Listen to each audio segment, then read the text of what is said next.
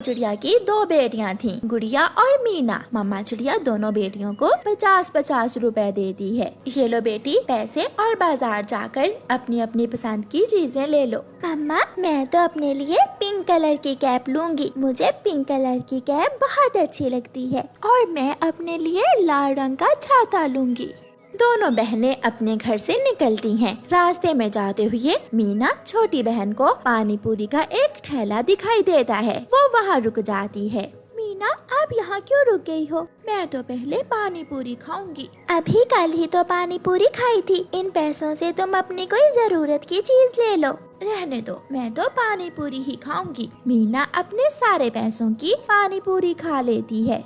थोड़ी ही दूर एक पक्षी बहुत ही सुंदर सुंदर सी कैप बेच रहा था।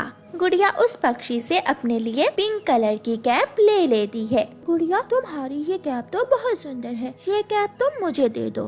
क्यों जी, तुमने अपने पैसों से पानी पूरी खा ली और अब मुझसे मेरी कैप मांग रही हो? मैं नहीं दूंगी। तो फिर मैं भी कैप लेकर ही घर जाऊंगी, तुम देख लेना। गुड़िया अपने घर चली जाती है और मीना उस कैप बेचने वाले पक्षी के पास जाती है। अंकल अंकल मुझे एक कैप फ्री में दे दे। नहीं नहीं, मेरे पास फ्री का माल नहीं है, पहले पैसे लाओ अगर कैप लेनी है तो। थोड़ी दूर बैठा लंबी चोंच वाला बुरा कौवा ये सब सुन रहा था। वो मीना के पास आता है। तुम मेरे साथ आओ मेरे घर में, देता हूँ तुम्हें पैसे कैप लेने के लिए। मीना कुछ सोचे बिना उस कौवे से कहती है, सच? क्या आप सच में मुझे पैसे दे देंगे? एक नहीं दो कैप ले लेना तुम। मीना बुरे कौवे के साथ चली जाती है। बुरा कौवा मीना को दूर जंगल की दूसरी तरफ ले जाता है। अंकल क्या ये है आपका घर? हाँ मेरा घर यही है, मगर मेरे घर में कोई काम वाली नहीं है, इसलिए मैं तुम्हें ले आया हूँ। क्या अंकल ये क्या कह रहे हैं आप? मुझे जाने दे, मुझे अपने घर जाना है। कैप फिर ही लोगी अगर मेरे घर में काम करोगी। अगर यहाँ से भागने की कोशिश की तो जान से मार दूंगा। चलो जल्दी करो, मेरे घर की सफाई करो। फिर बुरा कौवा मीना से अपने पूरे घर की सफाई करवाता है और फिर मीना से बर्तन साफ करवाता है। मैं जा रहा हूँ, दाना पड़ा है खा लेना और भागने की कोशिश न करना वरना मारी जाओगी। बुरा कौवा बाहर से कुंडी लगाकर चला जाता है। बेटी गुड़िया मीना कहाँ है? मम्मा अपने पैसों की तो उसने पानी पूरी खा ली और अब मुझसे मेरी कैप मांग रही थी, मैंने नहीं दी तो गुस्सा हो गई। ना जाने वो कहाँ चली गई है, मैं जाकर देखती हूँ। भाई जी यहाँ मेरी बेटी आई थी क्या? हाँ वो मुझसे फ्री में कैप मांग रही थी और फिर एक कौवे के साथ कैप लेने के लिए पैसे लेने चली गई।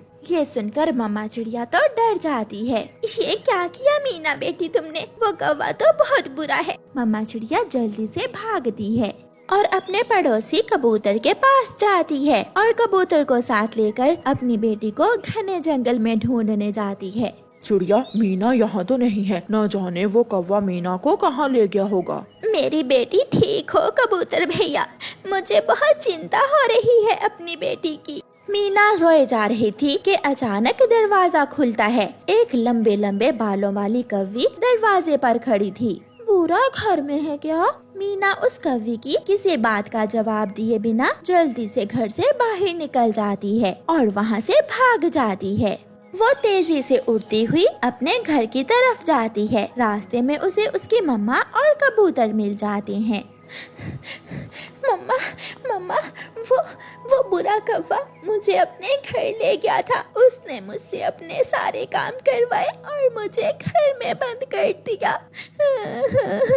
आप ठीक हो ना मेरी बेटी? मामा चिड़िया मीना को गले से लगा लेती है। बेटी अगर किसी ऐसे अजनबी पक्षी के साथ जाओगी तो ऐसा तो होगा ही। अंकल सॉरी, मैंने लालच किया और उस कौवे की बातों में आ गई, मगर आज मुझे बहुत बड़ी सीख मिली है कि ऐसे किसी राह जाते पर विश्वास नहीं करते। फिर वो सब खुशी खुशी अपने घर चले जाते हैं। कालू जी अब इस जंगल में तो भोजन मिलता नहीं है, चलो हम इंसानों की बस्ती की तरफ जाते हैं, वहाँ खाने की कोई ना कोई चीज तो मिल ही जाती है।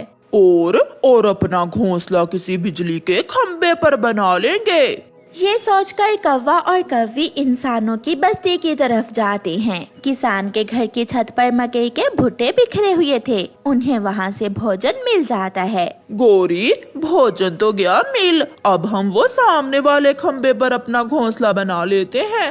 फिर वो कौवा और कौवी उस खम्बे की तरफ जाते हैं और उस पर अपना घोंसला बनाना शुरू करते हैं। सूखी लकड़ियाँ और कुछ तिनके इकट्ठे करने के बाद कौवा और कौवी अपना घोंसला बना लेते हैं। कौवा और कौवी सो जाते हैं। फिर दूसरे दिन गोरी कौवी खम्बे से खूब बातें करती है और उसका दिल लगाती है। खम्बे जी, मैंने तो सोच लिया है, मैं कोई सुंदर सी खम्बी देखकर तुम्हारी शादी कर दूंगी। शादी की बात सुनकर तो वो खम्बा झूलने लगता है। अरे अरे खम्बे जी, इतना भी ना झूमो कि हमारा घोंसला ही नीचे गिर जाए। मेरा कालू दाना लेने गया है, क्या तुम भी दाना खाओगे?